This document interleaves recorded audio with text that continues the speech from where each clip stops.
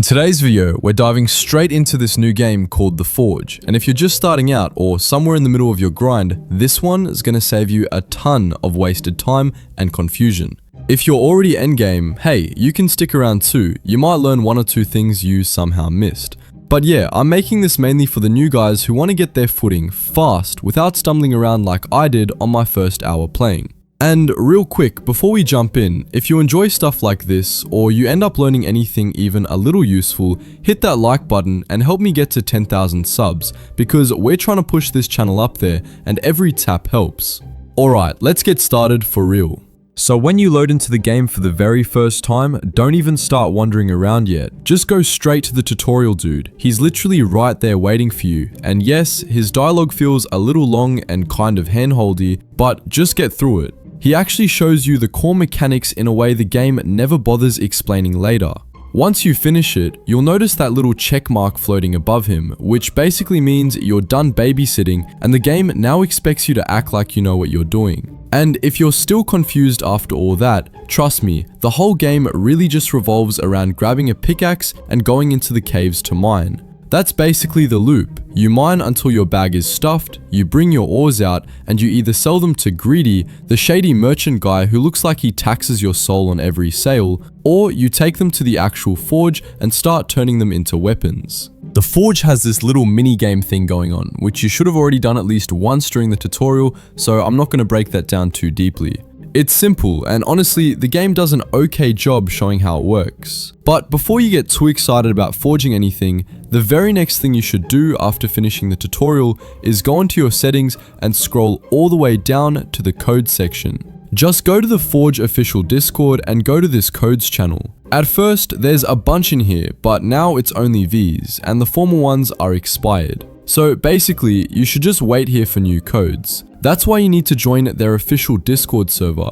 These codes basically give you potions and early tools like free rerolls of race and that take away a lot of the pain of starting from zero. You'll see them pop up in your inventory, as you can see these all are from the codes, and later in the video I'll explain when to use them because blowing them early is something a ton of players regret. Once you've done that, hit T or tap the backpack icon, go to the shop tab and scroll down until you see race reroll. This part matters way more than people think. Your race gives you base stat bonuses and some races are just noticeably better early on. For example, I'm currently stuck with Shadow because honestly, I ran out of rerolls. I bought the starter pack here in the shop. It cost only 59 Robux, so I can't see it anymore because it can only be bought once. So for those who haven't availed it yet, you must get it, because for only 59 Robux, you get 10 free race rerolls and potions too. So my advice is to avail that item pack, and Shadow isn't horrible, but it isn't exactly the dream option either.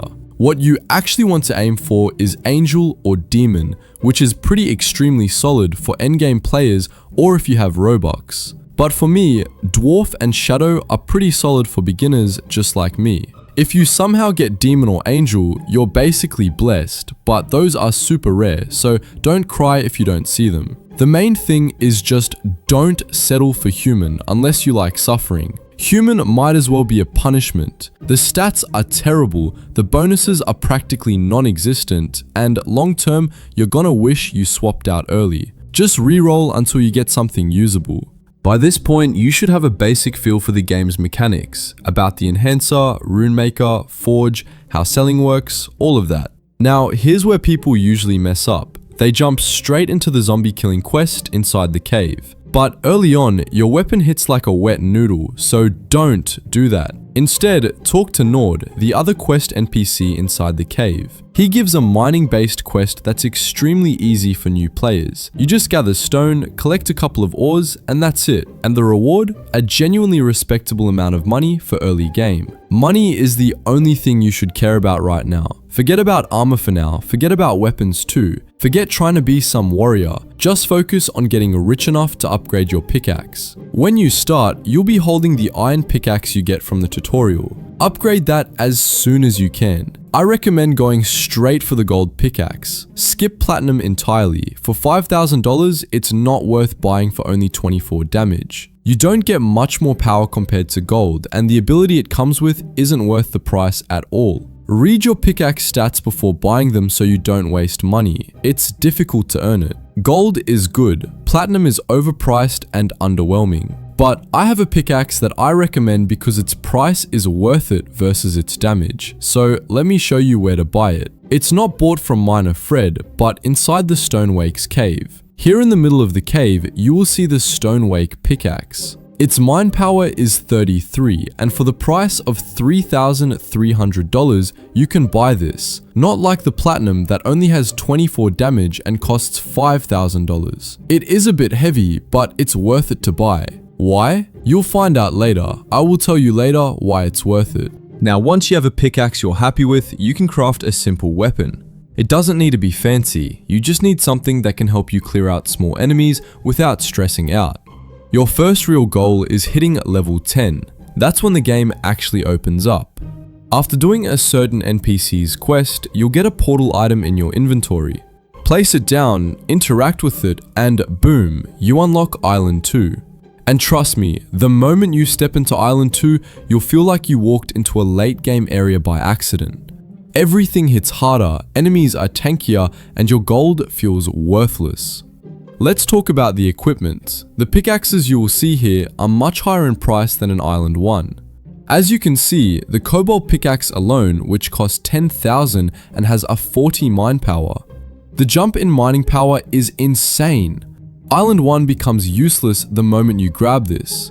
But if you're a new player or have probably only been playing this for a few hours, you probably don't have enough gold yet to buy this. So this is where the Stonewake pickaxe I mentioned comes in. Even if we bought it on Island 1, you can still use it for your first quest here while you're saving up gold to upgrade your pickaxe. The very first quest you're gonna do in here is this basalt extraction. You must mine 150 over 150 basalt rocks. As you go mining, you'll also accumulate gold to buy this cobalt, but I don't recommend buying it right away.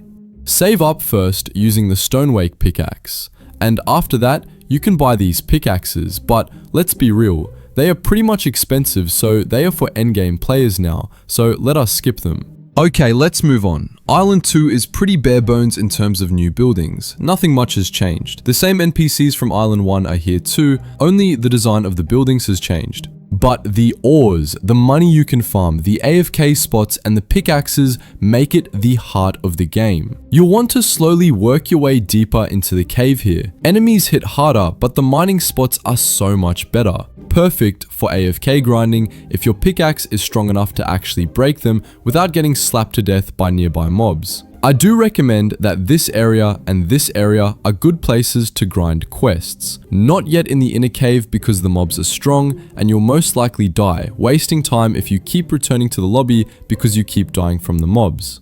Now, let's talk about forging because this is the part people overthink. When you forge, you basically toss ores into your material slots, and the rarer the ore, the better the end product's multiplier will be. You also have to check the left side of the screen where the game shows your forge chances. It'll show the percentage chance of your weapon turning into a dagger, a straight sword, a great sword, whatever. If you want a specific type, adjust how many ores you're putting in until the chances line up. And when the minigame starts, just do your best to hit those bars accurately. Perfects matter a lot more than you think. After that, you get your weapon, you click accept, and boom, done. The better the ores you put in the forging, the better the weapon you will get. Also, do not forge at all on Island 1. You're limited to 5 materials there, which is garbage. Island 2 is where forging actually becomes worth it because you can stack way more materials and get exponentially better results. If you want to sell ores, talk to Greedy. He doesn't give the best rates, but honestly, selling ores also gives XP, which helps early on. If you ever think about spending Robux, let me save you from wasting it. Double storage is the only one that genuinely helps. Sell Anywhere is also super good if you're deep inside the mines. Forge Anywhere and Fast Forging are just for impatient people. The totems, not worth the price at all, and the rerolls, way too expensive and not guaranteed to give rare races, so don't bother. Coins, please don't be that guy. Coins are extremely easy to earn, but if you're a new player, you will see a package that seems free for 59 Robux right at the beginning of the shop. It includes 10 race rerolls. Definitely grab it because it's so cheap for 10 rerolls. As you can see here in the reroll shop, one reroll is already 30 Robux, but in that package for 59 Robux, you get 10 free rerolls, 5,000 coins, and it includes totems and potions too, so it's worth buying.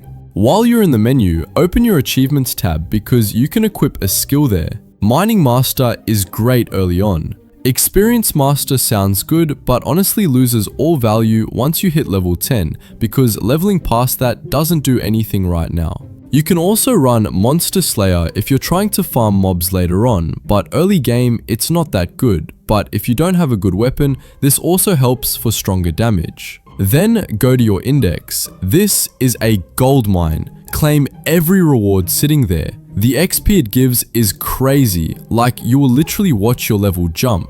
Claim everything the moment it unlocks. Don't forget this part. Not only XP will they give you, they will also give you a lot of gold. If you have old pickaxes or armor you no longer use, you can sell them to NPC WoW. You won't get rich from it, but it's a little extra gold for doing nothing. And one last thing before we wrap up. Use the cannon. Never run all the way to the cave like a caveman. The cannon launches you straight there and saves so much time. And that's basically everything you need to get started in the Forge without getting overwhelmed. If this helped you even just a bit, hit the like button and help me reach 10,000 subs because we're grinding hard this year and every single sub motivates me to keep making these guides. Thank you guys so much for watching and I'll see you in the next one. Peace out.